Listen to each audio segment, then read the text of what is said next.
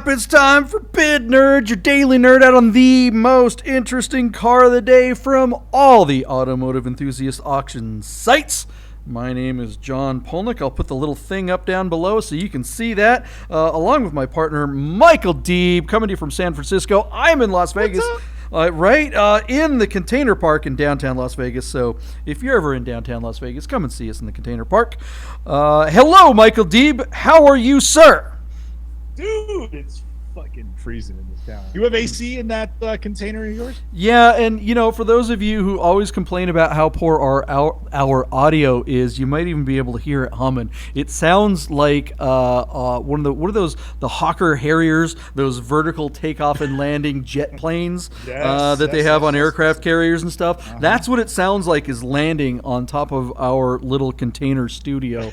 I don't know if you guys can see our studio. I'm screwing up the whole show by showing the studio here. Ooh, nice studio. Park. Nice you guys gun. See the studio? You like that? So I'm doing a little bit of, here it is. It's a beautiful space. We really do want you to come down and visit us sometime if you're in Las Vegas.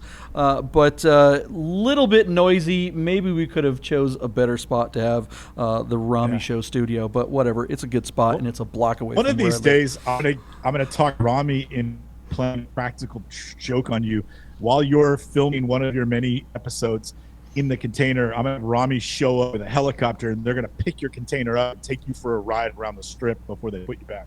I am pro that idea. That would be fantastic. But it would be a little difficult. There's a lot of helicopters flying over. We are in like the tourist pattern. So the helicopters fly right over us. And so they make noise here in my studio. They make noise in my place down the street. It's like, come on, man. Give us a break. All right. Nobody cares about any of that. They're here for the car. You tuned in for this. Wow, look at that. A Transsyberia. Michael Deeb, tell us about this thing. Holy cow. Oh, my God. JP, I'm such a sucker for, special editions and limited production. And I love stickers as a means of engineering. And I am all over this stupid car. So what we're looking at, JP, the final year of the E1, the first generation Cayenne platform, Porsche made 600 special edition examples built to commemorate Porsche's victories in 2007 Trans-Siberia Rally. I think Porsche entered 25 of them, and they won like the first 8 positions on the rally. The cars did really, really well in their class. Our car is offered to us today on Bring a Trailer out of Calabasas, California, showing just 89,000 miles original, in a very attractive and actually subdued meteor gray with the silver decal package. Now, these cars came in both meteor gray and black, and they came with either silver decals or bright orange decals, which would have mean orange mirror caps and orange wheels, and get Bugatti really fast. But I actually like the gray with the silver. I think it's probably the sleekest of the colors. This is essentially a Cayenne S, but motor in this car is the GTS spec. So the 4.8 liter in this one puts out about 405 horsepower and has 370 pound-foot of torque, which is to suggest a Trans-Siberia can get out of its way. These things are actually really fast. Skid plates, badging, stickers, spoilers. It's got air suspension, Bose sound system. It's got special seats and all these really cool things. I'm in. I love all this stuff. Now, I know you will poo-poo the air suspension as being something super expensive to replace, not if it fails, when it fails. But again, as I started, I'm a sucker for these cars, and I don't care. I want one. And I wanted this one so bad, I already put a bid on it. Now, our car doesn't end for about 5 days, so it's got some time to go. But these don't come on the market very often. Most of them have been beat to hell and show well over 100,000 miles. So to see a nice one like this, and I say nice, not fantastic. This is not a great car. It's definitely a used vehicle. There are dings on it in that picture you were just on, JP, where this guy opened the hood and took a photo of the engine, and it is covered in dust. It's like, dude, just wipe it down. Like, what the hell? He lives in Calabasas, and his friend comes on the comments and says how this guy has a massive collection of cars and he takes excellent condition of his cars. yet there's a dent in the there's impressions in the door and the back closing deck. Like, why wouldn't you get that stuff fixed and get the car properly detailed before you bring it to the market? So hopefully that will turn off all the other buyers, and I will eventually own this vehicle. But for now, I am just a fanboy, and I do plan on bidding on this again before it closes. So JP, I will send it over to you. Now you can tell our audience why I'm an idiot and I just buy a GTS and put stickers on and not actually pay the premium for a Trans-Siberia, because I do think this car will bring big money with the mileage. I do agree with you that this probably will bring some big money. The Trans-Siberians are rare and they have become collectible. I do think that knowing my good friend Michael Deeb, I don't understand why you want a Trans-Siberian. I don't know you to be a guy that would ever go off-road or any of that kind of stuff. I mean, maybe on maybe taking it up to, I don't know, Tahoe or something like that, but I just don't see any reason for you having this, because you had mentioned that it's an S with a GTS engine. It's actually a GTS across the board. It's the GTS trim. It's a GTS interior. GTSs have the cool seats and the thicker steering wheel and the ground effects. You know, the aero kit, call it. The only thing this has that the GTS doesn't is the side step boards, and then also, like you said, the skid plates, which are significant. And that's the identity crisis of this car, is that Porsche built these things. The Trans-Siberias are built on Cayenne S, Cayenne by default designation. Cayenne GTSs. No, they're S's, and they come with a bunch of GTS goodies, and it just seems silly. Well, hold on a second. What does it not? What does a GTS have that this doesn't? I don't know. I couldn't tell you. But the main thing is that it's the GTS motor. But from the build sticker, these are built on Cayenne S's. That's the identity crisis of these cars. And it's not just the badge.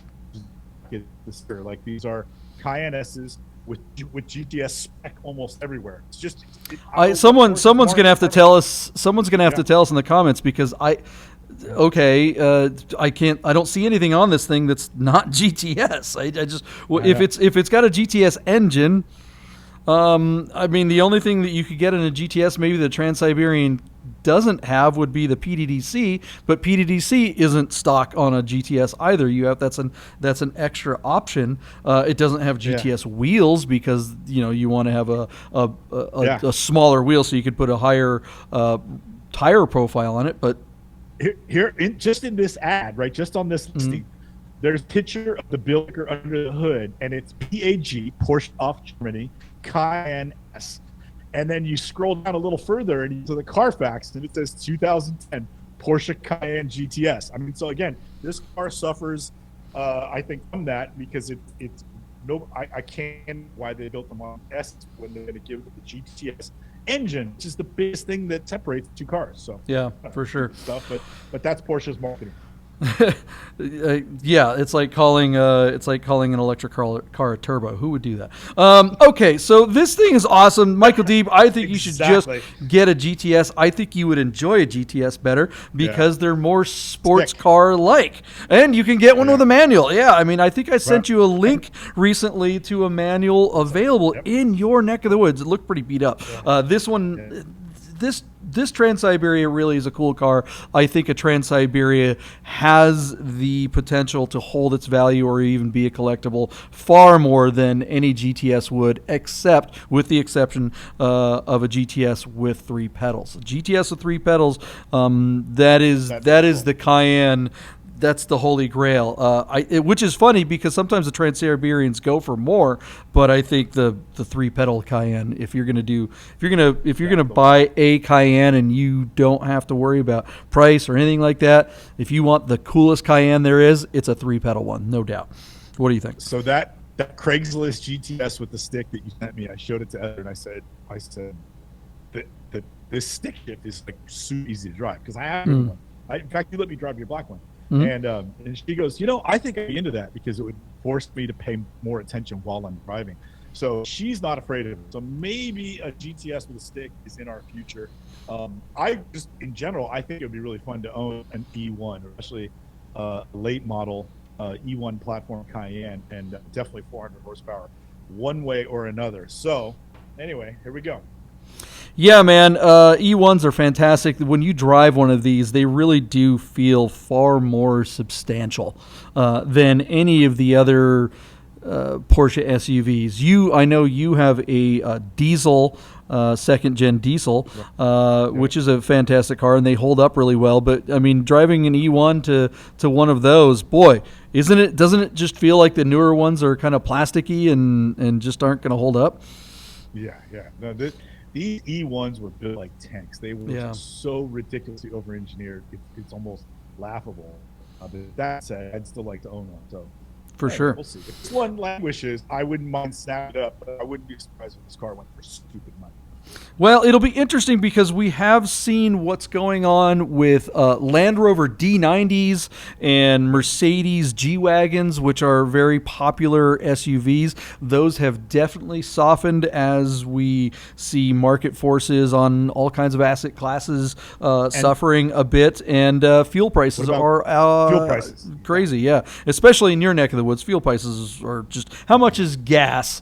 How much is a gallon of gas in the Bay Area where you're at? JP, listen to me when I tell you this, because you're not going to believe me. There's 2 Chevrons on 19th Avenue, which is basically Highway 1, and we live right off of that. And super unleaded right now at Chevron is like $6.89 a gallon, and diesel is $7.29 a gallon. Yeah, $7.29 a gallon. It costs over $160 to fill up my 22 or 24 gallon diesel. Wow. A joke. The news is it'll last me 2 weeks. I only have to do that once. I have to do that 3 times every 2 months. That'll last me a really long time because the car gets such good mileage. But that's insane. Come on. Yeah. That's crazy. I have a V10 car, and let me tell you, it does not get good fuel economy. Does it? It does not. It's shocking. You should just drive it slower. You can actually, for sure, driving it slower definitely affects it. When we go rip around the Red Rock Loop for Breakfast Club, I can just watch the fuel level. It's like the RPMs go up, fuel level goes down. It's not a pleasant experience. We went out to the Death Valley not too long ago, maybe a month ago or so, and I posted on my personal Instagram, I think I may have posted on Defrost Nation, that fuel prices out there, now Death Valley fuel prices out there are always the highest of anywhere in the country because it's so remote. But the fuel prices, like I believe, Super was like $9.50 a gallon. They're trying to figure out what they're going to do. They need another digit on their little board, or they're just going to have to get rid of the period or whatever for the it's just going to be crazy. Tenth. Yeah, it's going to go up to 5. Yeah, it's crazy. But anyways, that said, okay, guys, what do you think? Has fuel economy affected the car that you own or drive? Are you not driving as much? Are you looking at changing the car that you own? Are you looking on Bring a Trailer or P-Car Market or one of these places going, you know what, I have a really big engine sports car and I'm going to try to maybe sell it and get something that's that I can enjoy, maybe get a Miata or something like that doesn't drink fuel quite as much? Tell us in the comments below. Make sure you subscribe and like if you haven't already. Michael Deeb, this Transsiberian that you have actually bid on, where do you think this car, what's the price? What's it going to sell for? Or is it going to sell at all? So JP, it's important to know that this car doesn't close for like 5 days. This car is going to close on Sunday, July 3rd. At the moment, 5 days prior to that, our car is sitting at $17,500 on 8 bids. Now, I'm bidding on this car with my heart, so I'm going to say $48,000 because I would like to buy it for $45,000. But it's entirely possible. I wouldn't bat an eyelash if this car sold for $65,000. But I'm going to say that because of fuel economy and that monster V8 that's under the hood, and for reasons that you stated earlier in this program with softening of some of these less economical SUVs, these toys for lack of a better term, that might keep this car in the ballpark. That the seller here has not done a good enough job to hit it out of the park. And for that, I'm going to go with $48,000. And it's entirely possible that it gets to 48 and doesn't sell. So what do you think, JP? What's your bid? And do you think it'll sell for that number? I think you have a very good chance at owning this thing. I don't think it's going to be very strong. What was your number? What did you say? 48. 48? Yeah. If you want to buy it for 45, I think you'll be paying more than it's worth, number one. Well, yeah. I don't know if it's going to make I don't know if it's going to break 40. I'm going to say 40 just to narrow the spread a little bit. But Sure. I'd be surprised because, you pointed out some of the bumps and bruises on this thing. I think a month or two ago, you're probably right. I'm looking at these, some of the, what do you call it? Some of the receipts. Good news is it does have, the drive shafts replaced. That's the big thing. Yeah. I'm not seeing, one of the things I'm looking for as I'm looking through these receipts is a fuel pump. Fuel pumps in this mileage tend to fail on these. And it's about a $4,000 fuel pump. It's crazy.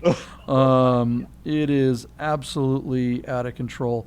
But yeah, the drive shafts being replaced looks like a bunch of other stuff, brakes and stuff like that. Looks like all that's been taken care of. So generally looks like a decent vehicle. Uh-oh, we froze up there. Everybody back. Sorry about that, guys. We froze up for a little bit. Just to reiterate, my bid was 40. We're not sure where it froze up. What was your bid, Michael Deeb? 48,000, and we got your bid. So I think okay. You froze for a second there, but the audio only stopped for a second. So I think we're good. Let's see what this car brings, JP. I think it's interesting. It could go over. But I think our bid spread is what the real value should be. But I wouldn't be surprised if somebody in the Porsche community lost their mind over this car and it just went really high. That wouldn't shock me on this vehicle. Well, let's find out right after this.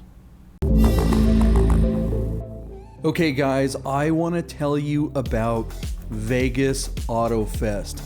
The drivers are coming. This is one of our big sponsors. It's the biggest car show of the year in Las Vegas. It's one of the coolest car shows you can possibly experience anywhere. If you haven't made plans to be part of Vegas Auto Fest on September 17th, then do it now. Go to vegasautofest.com and register your car. You think you're a car enthusiast? Doesn't matter where you live. Plan a trip to Vegas on September 17th and come out and see this show. It's like Monterey Car Week all in a day. Have you ever been to the Quail? Have you ever been to Works Reunion? Have you ever been to Amelia Island? All those car shows are amazing and great. Have you been to Luftkult? Sure, but Vegas Auto Fest is something special. Make a plan for September 17th. We'll see you in Vegas. All right, guys, welcome back. So it is time to find out about this Porsche Transsyberia version of the Cayenne S. Michael Deeb, what happened with the auction on this car? Is it now in your garage? No, I chickened out. I didn't bid on it. There's more than a 2-second lag between the time we cover it and the time it sells. So we're thinking about buying a house. So I did not bid on this car like I thought I was going to. And honestly, I would have gotten off of it before it reached 50 grand. JP, our car sold for $52,180 on a respectable 32 bids. This car got quite a bit of action. And I think the main reason is the car shows well enough. It doesn't look super beat up. It's not super modded. And it's low miles. It's comfortably under 100,000 miles. And the Transsiberias we seem to occasionally see come to market tend to have more modifications and, sometimes double the miles. So I think this car set a bright high water mark for the unusual limited production model of the Transsiberia. But I would also agree with you, John, that the smart buyer, the real Porsche guy, knows that you can get a better driving car if you get a GTS with a manual, and then you can put any stickers on it you want. And honestly, what's the difference? The Transsiberia is a cool homage to a special race that Porsche did, and there's only a few of them out there. but they really don't perform any different than a normal run-of-the-mill GTS. And so I kind of agree with you, and I think that's part of the reason why I backed off. I wasn't going to jump to 50, and I'm not surprised by this number either. So well done to the seller. Congratulations to the buyer, and I'm out on this car. So what do you think? You surprised by that number, breaking 50?